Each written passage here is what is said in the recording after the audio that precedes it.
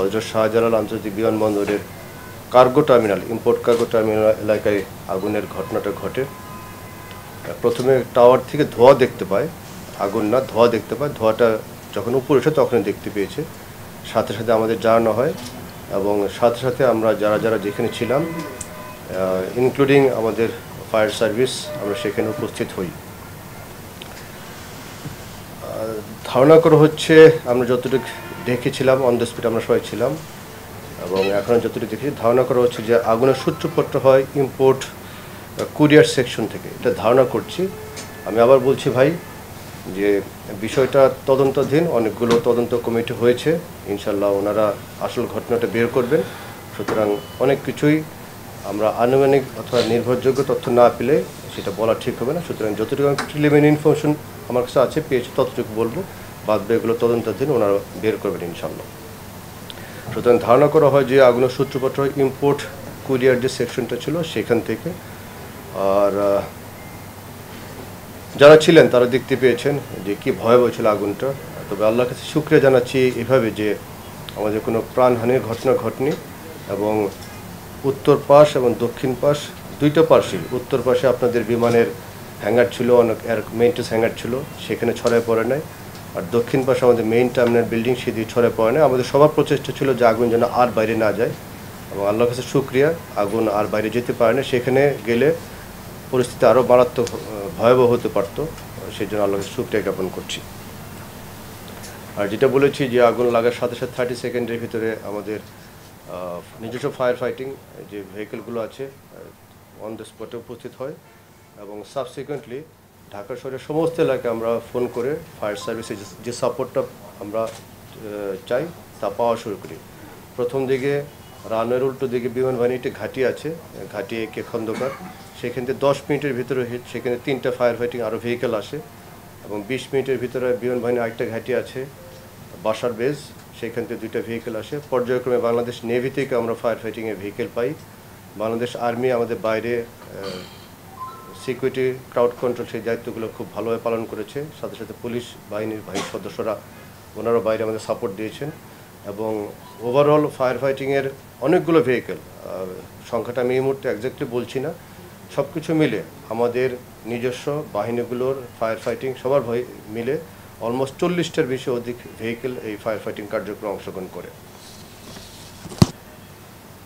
আর এর সাথে fire fighting যেটা বললাম, বাংলাদেশ অন্যান্য বাহিনীগুলো, পুলিশ বাহিনী, সেনাবাহিনী, বিমান বাহিনী, নেভি, ফায়ার ব্রিগেড সবার সম্মিলিত প্রচেষ্টায় আগুনটা মোটামুটি আন্ডার কন্ট্রোলে চলে আসে। আর এর সাথে একটা জিনিস আপনাদের একটু মনে করে দিতে চাই, আমাদের টারমাকের ভিতরে অনেকগুলো এয়ারক্রাফট ছিল।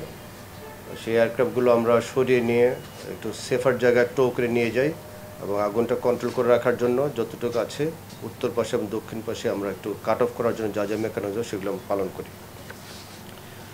প্রিয় ভাই, সাংবাদিক ভাই, আপনাদের বোনরা, আপনাদের একটা জিনিস একটু মনে করে দিই যে ইম্পোর্ট কার্গো যে এলাকাটা আছে সেটা মূলত, যেখানে ঘটনাটা ঘটেছে সেটা মূলত পরিচালিত হয় বিমান বাংলাদেশ এয়ারলাইন্স, কাস্টমস, যেহেতু মালপত্রগুলো ক্লিয়ার করতে হয়, সিএনএফ এজেন্ট এবং কুরিয়ার, যেখানে লেগেছিল কুরিয়ার এজেন্ট আছে তাদের মাধ্যমে। তাদের যে বাইরের লোকজন যারা ঢুকবে অথবা বেরোবে সেই অ্যাক্সেস কন্ট্রোলটা, 8 নম্বর গেটে আপনারা গিয়েছেন, সেই অ্যাক্সেস কন্ট্রোলটা হচ্ছে বিমান বেসামরিক বিমান চলাচল কর্তৃপক্ষ, দ্যাট ইজ আমরা, সেটা আমরা অ্যাক্সেস কন্ট্রোলটা আমরা করি। বাট ভিতরের দায়িত্বটা মূলত এই যে এজেন্সিগুলো বললাম ওনারা সেটা কন্ট্রোল করে, এটা কাজটা ওনাদের অন্তর্ভুক্ত। তার বাইরেও আমরা পরে খবর নিয়ে দেখেছি এবং স্ট্যাটিস্টিক দেখেছি, সেখানে আমাদের যেখানে আগুন ধরেছে সেই এলাকাটাতে আমাদের বেসামরিক বিমান চলাচল কর্তৃপক্ষের 140টার মতো আপনার ফায়ার এক্সটিংগুইশার ছিল, সেটা আমরা কাগজে কলমে প্রমাণ পেয়েছি। একটা জিনিস একটু মনে করে দিতে চাই যে আগুনের কার্যক্রমগুলো, প্রতিরোধের যে কার্যক্রমগুলো সেগুলো চলমান আছে। জাস্ট গত জুন মাসেও ওখানে যে কর্মীরা আছেন ওনাদের, আমাদের ফায়ার ডিপার্টমেন্টের লোকজন যে ওনাদের অলমোস্ট 200 জনের মতো কর্মীকে ফায়ারের যে ড্রিলটা আছে সেই ড্রিলটা প্র্যাকটিস করিয়েছেন।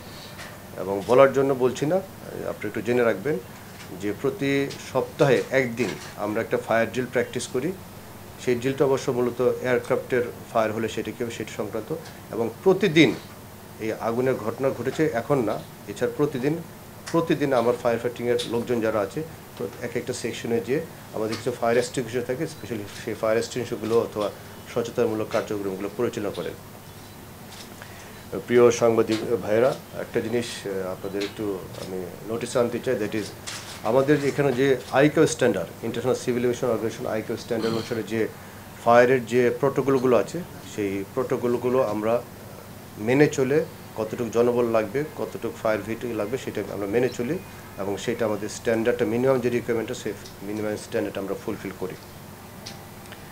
ওই দিন একটু জেনে আপনারা জানবেন হয়তো, দুইটা যেহেতু বিমান চলাচল ছিল, 2:42 আমরা বিমানের সর্বশেষ কার্যক্রমটা করি, এবং রাত 9টা পর্যন্ত বিমানের কার্যক্রম আমরা বন্ধ রাখি নিরাপত্তার স্বার্থে, যেহেতু নানা রকম এফওডি হয়ে আসছে, আগুনের হ্যাজার্ড আছে। সুতরাং 9টার দিকে অতি দ্রুততার সময় আমরা এই বিমানের স্বাভাবিক কার্যক্রম, আমাদের পরিবহন কার্যক্রম যেটা চালু করতে পারি। এখানে আমাদের মাননীয় উপদেষ্টা মহোদয় সর্বক্ষণ উনি আমাদের সাথে উপস্থিত ছিলেন, উনি দিক নির্দেশ দিয়েছেন, এবং বাইরের যেটা এই এয়ারপোর্টগুলো আছে সেগুলোতে অনেক যাত্রী আটকে পড়েছিলেন। 9টা নাগাদ আমরা আমাদের বিমানের কার্যক্রম আবার চালু করি। এর মাঝখানে 15টি ফ্লাইট ডাইভার্ট করতে হয়, যার মধ্যে 8টি হচ্ছে চিটাঙে ডাইভার্ট করে, 2টি সিলেটে ডাইভার্ট করে, 4টা কলকাতা এবং কাঠমান্ডুতে একটা ফ্লাইট ডাইভার্ট, মানে এখানে ল্যান্ড করতে পারছিল কারণ আগুনের ঘটনা ঘটছিল, যেহেতু আমরা এয়ারফিল্ড ক্লোজ করে দিয়েছি ডাইভার্ট করে। আর এর ভিতরে ছিল 3টে ডোমেস্টিক, 11টা ছিল আন্তর্জাতিক এবং একটা ছিল কার্গো। এই সবগুলো বিমানের হিসাব আপনাকে বললাম। আর একটা জিনিস একটু ভালো সাইড বলতে পারি, যে যাত্রী যখন আটকে পড়ে এই বিমান চলাচল ব্যাহত হওয়ার জন্য যাত্রীরা আটকে পড়েছিলেন, পরদিন বিকাল 4টার মধ্যে যত রকম ব্যাকলগ আছে, যারা আটকে পড়েছে সমস্ত যাত্রী ব্যাকলগগুলো আমরা ক্লিয়ার করতে সক্ষম হই, এবং পরদিন বিকাল 4টা থেকে আজকে পর্যন্ত ইনশাল্লাহ আমাদের বিমানের কার্যক্রম পুরোপুরি স্বাভাবিক আছে।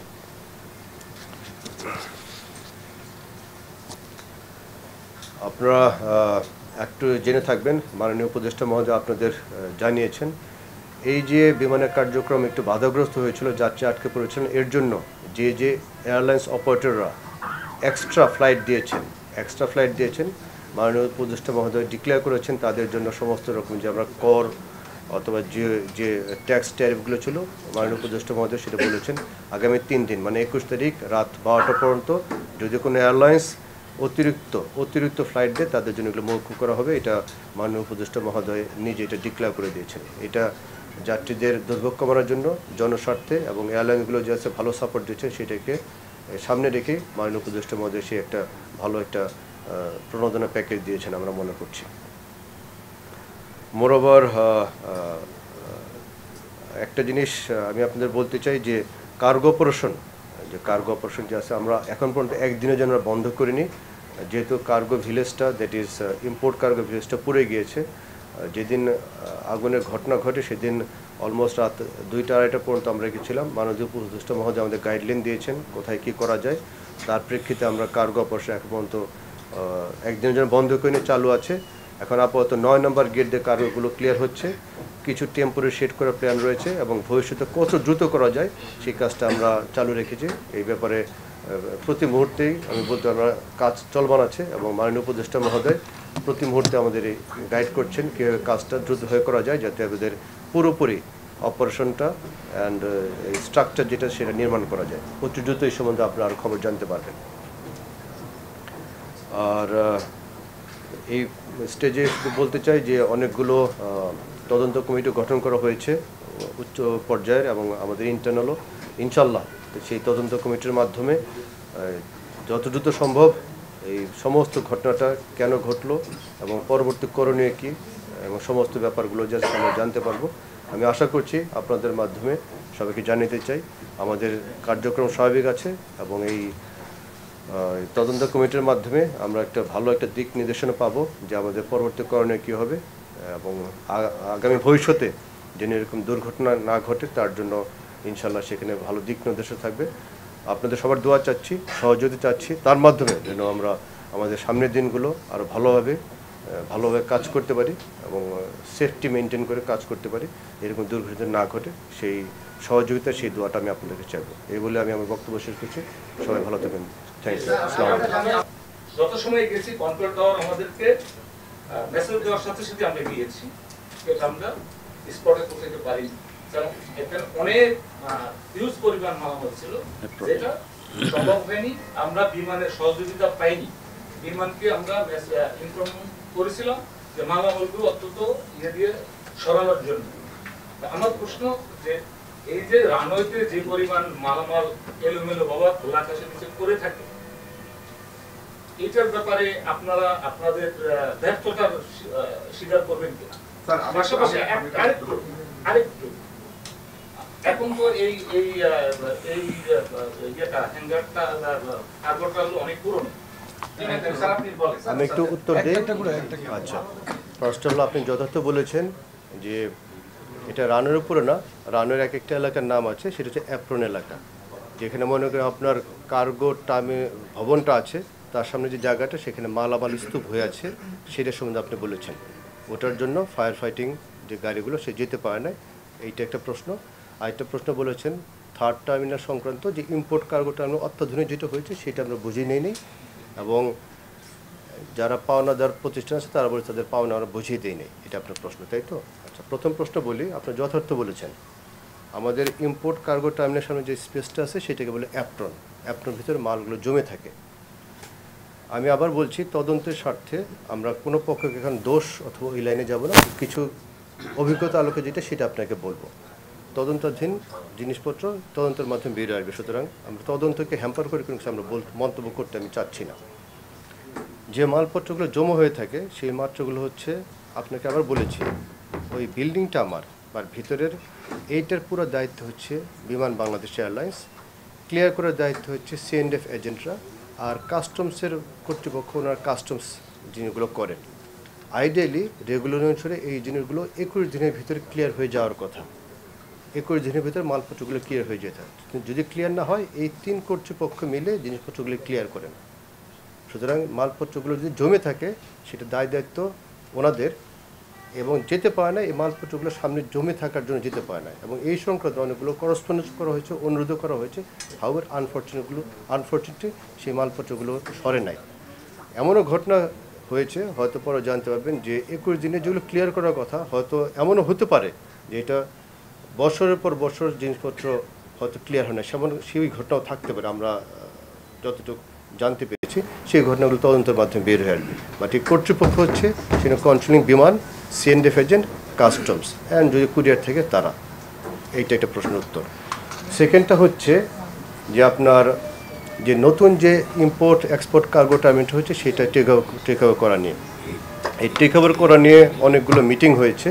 টেক ওভার করার জন্য টাকা পয়সার সংক্রান্ত আমরা একটু বিষয় এখনও ফয়সালা হয়নি। এই সম্পর্কিত একটা বোর্ডও গঠন করা হয়েছে 2 পক্ষের ভিত্তিতে। তাদের একটা দাবি আছে, আমাদের সেই দাবিটা সেই পক্ষের না। আমি টাকার পয়েন্টটা ঠিক জানি, কিন্তু আপনাকে বলছি না যে ওনাদের যে দাবি আমাদের দাবি, সেই দাবির ভিতরে একটা বিশাল বড় একটা 1000 কোটি টাকার উপরে আপনার গ্যাপ রয়ে গেছে। সেই গ্যাপটা পূরণ করার জন্য আমরা একটা তৃতীয় পক্ষের মধ্যে গ্যাপটা পূরণ করার চেষ্টা করছি। যেহেতু সরকারি প্রতিষ্ঠান, সরকারি টাকা, সেটা একটু 2 প্রতিষ্ঠানের মাধ্যমে, দ্যাট ইজ আমাদের প্লাস ঠিকাদার প্রতিষ্ঠানের মধ্যে এখনও সেই ডিসপিউট বোর্ড বলবো, অথবা আপনার এটার পর্যায়টা চালু আছে যে কীভাবে জিনিসটা কমানো যায়। কারণ আমি একটা দাবি করছি, উনি একটা দাবি করছেন, সেই দাবির ভিতরে 1000 কোটি টাকার উপরে গ্যাপ আছে। সেই গ্যাপটা পূরণ হয়ে গেলে এবং যে আপনার বিচারাধীন বিষয়টা আছে সেটা ক্লিয়ার হয়ে গেলে তারপরে টেক ওভার করতে পারবো, তার আগে আমি টেক ওভার করতে পারবো না ভাই। ওকে, জি, আমার নাম শহীদুল আলম, আমি সমকালের রিপোর্টার। জি ভাই বলেন। তো এই যে আমরা তো নিউজও করেছি এবং বিভিন্ন লোকের সাক্ষাৎ করে নেওয়া হয়েছে, তারা বলছে বাইরের যে গাড়িগুলো ফায়ার সার্ভিসের গাড়িগুলো নিবানোর জন্য চলে আসছে, এখানে অনুমোদন পায় নাই, তারা 1 ঘন্টা লেট করেছে, 1 ঘন্টা পর অনুমোদন পেয়েছে। আসলে তো এই বিষয়টা কি আসলে কতটুকু সত্য? আপনাদের আগুন লাগছে, আগুন লাগার অনুমোদন নিবানোর জন্য অনুমোদন লাগবে কিনা? আমার কলিগরা বলেছেন, আমি প্লাস আমার কলিগরা মোটামুটি সেখানে উপস্থিত ছিলাম। ভাবলাম হয়তো এমন হতে পারে, এটা আমার দৃষ্টিগোচর হয় না, এরকম ঘটনা ঘটেছে নাকি। আমি নিজে আমার প্রাইমারি একটা তদন্ত করেছি।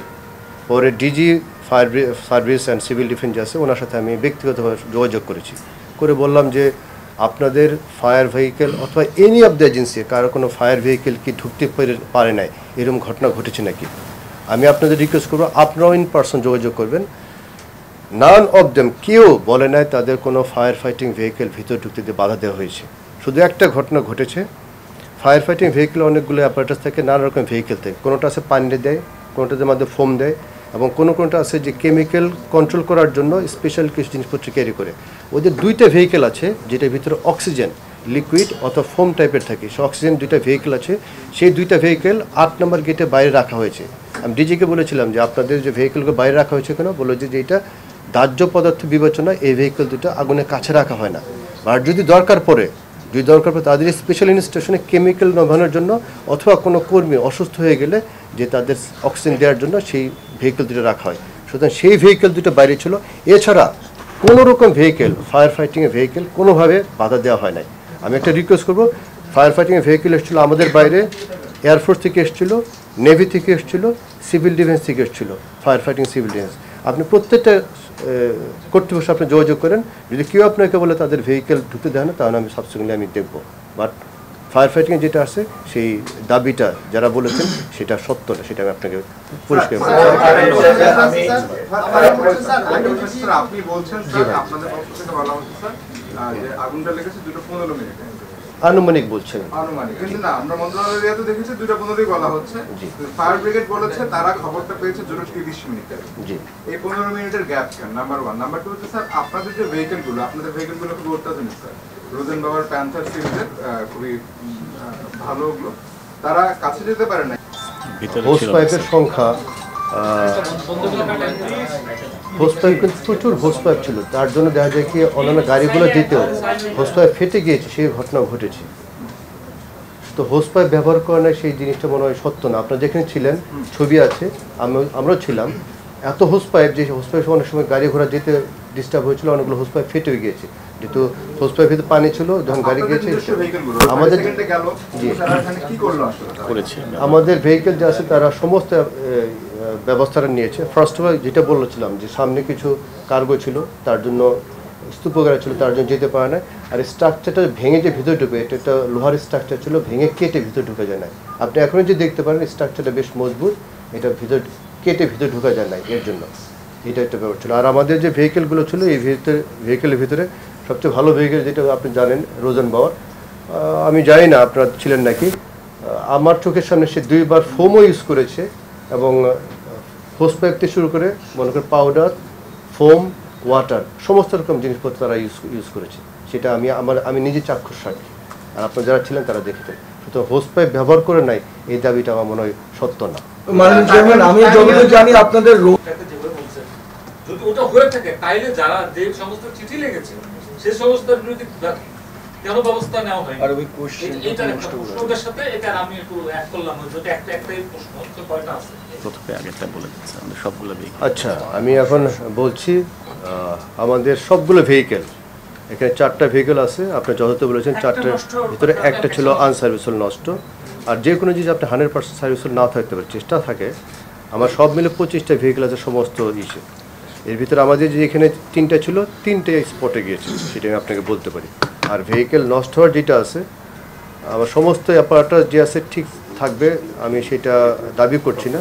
আমার সেখানে 5টার মতো আমার জানা মতো ভেহিকেল বিভিন্ন স্টেশনে মিলে আছে, ঢাকাতে একটা আছে নষ্ট, এবং এটা ঠিক করার জন্য যে প্রক্রিয়া, আমরা এটা একদিনের প্রসেস নেই, প্রতি মুহূর্তে এটা একটা নষ্ট হচ্ছে একটা ঠিক হচ্ছে, সেটা হচ্ছে। আর সেকেন্ড প্রশ্ন যেটা আইকার যে স্ট্যান্ডার্ড আছে, একটা মিনিমাম কতটুকু লাগবে, মেইনলি হচ্ছে আপনার এয়ারক্রাফট অ্যাক্সিডেন্ট এবং ফায়ার হ্যাজার্ড সম্বন্ধে কতগুলো ভেহিকেল লাগবে, কীরকম জনবল লাগবে, আইকার একটা মিনিমাম একটা স্ট্যান্ডার্ড আছে, এসওপি আছে। আমরা সেই স্ট্যান্ডার্ড এসওপি মেনটেন করে উই আর অপারেটিং। এটা মনে রাখবেন, ঠিক আছে?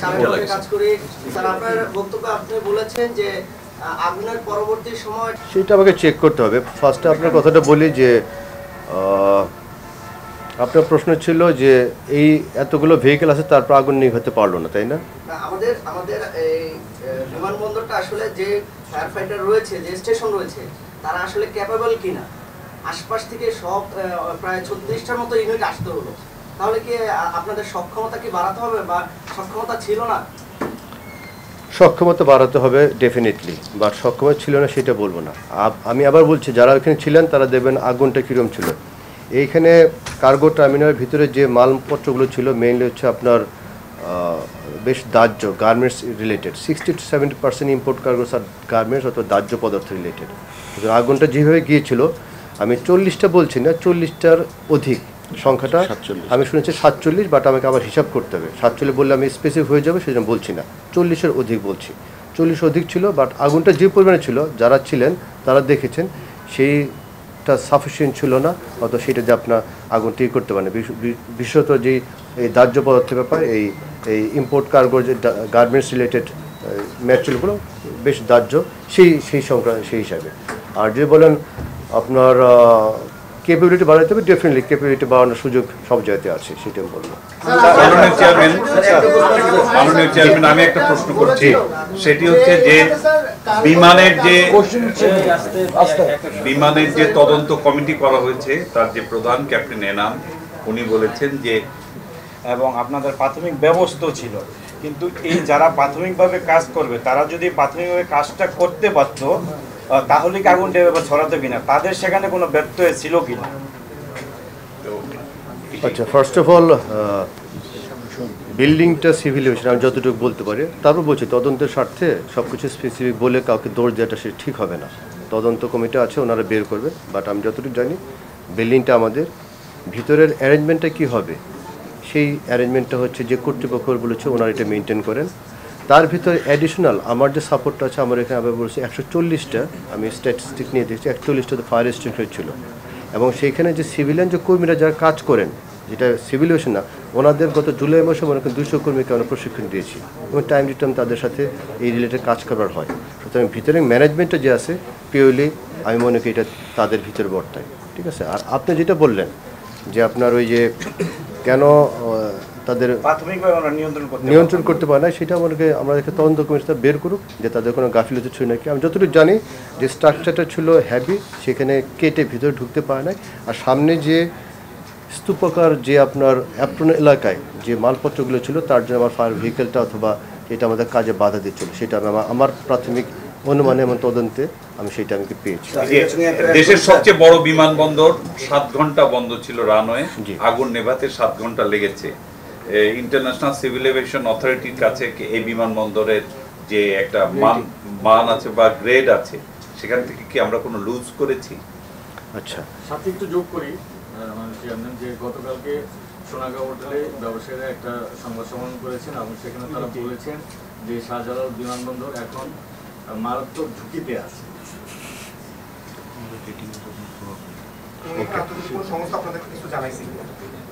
ঝুঁকিপূর্ণ না, ওকে ঠিক আছে, একটা করে প্রশ্ন উত্তর দিই। কোনো এফেক্ট হবে না। বারবার অবকাঠামোর কথা বলেন যে বিল্ডিংটা, এই বিল্ডিংটা কি অগ্নি নিরাপত্তা করবে না? তাহলে কি বিমান এটা মেইনটেইন করতে পারে না ঠিকমতো? বিমান যেহেতু কার্গো হ্যান্ডলিং এর দায়িত্বে আছে স্যার, আমি কি কোনো এজেন্সিকে আমি এখন দোষ দেওয়াটা সময় ঠিক হবে ভাই? এখন বিমান পায় না বলা, বিমানের দিকে আমার আঙ্গুল তোলা ঠিক হবে না, বুঝছেন? তদন্তটা ঠিক আছে, আমি একটা করে বলি, আমি একটা করে বলি,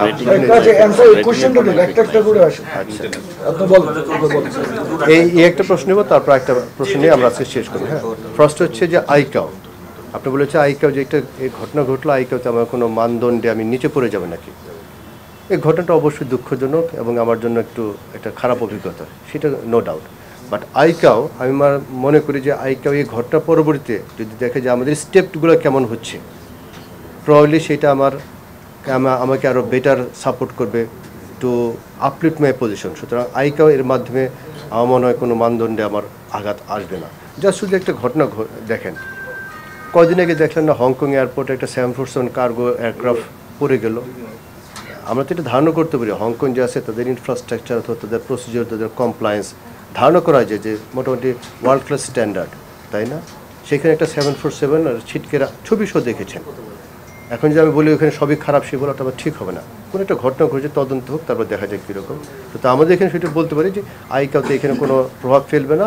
সাবসিকুয়েন্টলি যে যে কমিটিগুলো আসবে সেগুলো যদি আমরা কমপ্লাই করলে আমি মনে করি সেটার মধ্যে আমাদের ইমেজটা যে আরও বেটার হবে, যেটা আমাদের একটা ঘটনা ঘটেছিল, দুর্ঘটনা ঘটবেই, কম হোক বেশি হোক, আমার চেষ্টা থাকবে যেটা মিনিমাইজ করা যায়।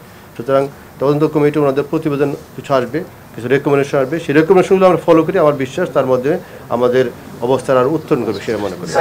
ওকে, লাস্ট কোশ্চেন। কার্গো ভিলেজ যেটা আছে, সাধারণ বীমা কর্পোরেশন বলছে যে এটা 20 লাখ টাকা এটার বীমা করা আছে, যেটা আমাদের যেখানে অগ্নিকাণ্ডটা হয়েছে। আসলে এই টাকাটা আপনারা মানে তাহলে এটা কভারেজটা কি ফুলফিল হবে কিনা, যে ক্ষয়ক্ষতি বা আসলে প্রসেসটা যে একটা এক্সপ্লেইন করেন। আর সেকেন্ড কোশ্চেন কিছুটা আসছে স্যার, আরেকবার যদি বলেন যে বলা হচ্ছে যে 19 টাইমস আপনাদেরকে চিঠি দেওয়া হয়েছে এই যে অগ্নি নির্বাপন ব্যবস্থা উন্নত করার জন্য। আসলে কি স্যার আপনাদের এই চিঠিগুলোর মানে কোনো প্রতিক্রিয়া হচ্ছে কিনা বা আদৌ ব্যাপারটা কি, একটু এই দুইটা বিষয় ক্লিয়ার করেন। আচ্ছা, এটা লাস্ট কোশ্চেন বলছি। যিনি বলেছেন অথবা যার রেফারেন্সে বলছেন 19 বার এটা চিঠি দেওয়া হয়েছে, ওনার সাথে গতকাল আমার স্টেটের কথা হয়েছে।